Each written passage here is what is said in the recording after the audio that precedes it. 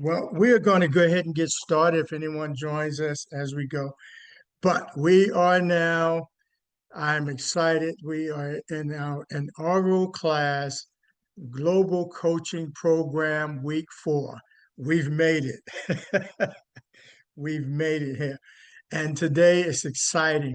All right, so let's talk about navigating international property laws. Here we want to understand legal frameworks because it's critical to understanding about ownership rights and in protecting the investment capital. Remember here in the US, with us, foreigners can own property without citizenship.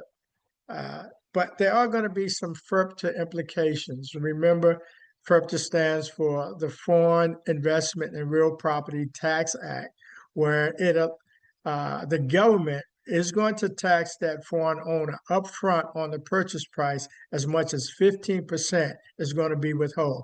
That's a pretty substantial figure when you start getting into multi-million-dollar properties and so forth. And so you want to be able to help your client, maybe working with the right CPAs or tax advisors to put in the right structure to help them do that. Remember, we in the U.S., we deal with freehold versus leasehold. Freehold, you own the land, you own the property, unless there's some restriction. You even own the airspace above the property to a certain level.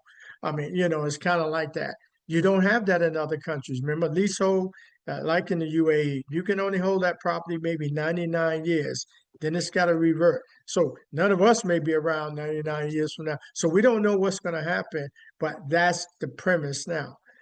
But then in the US, again, back to that, title insurance is standard, but each state has its own property laws when it comes to owning property. So real estate transactions, we've got to be licensed to sell real estate. Doesn't matter what state. And we have training. We have to have disclosures. Everything is regulated. Not all countries are like that.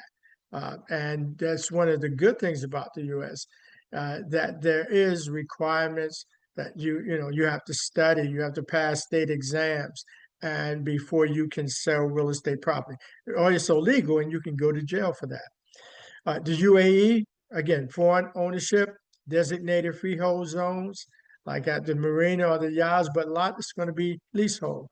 The properties outside those zones, like I said, are leasehold. And again, Dubai Land Development monitors all transactions. So again, know your freehold versus leasehold.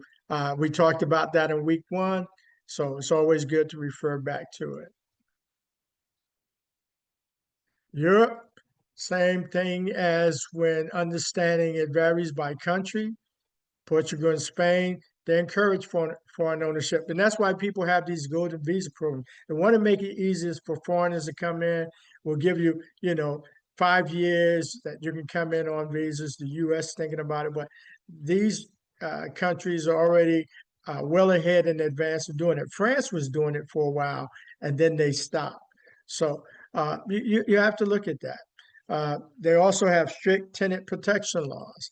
So it's often that you would do yourself great to know and get legal counsel.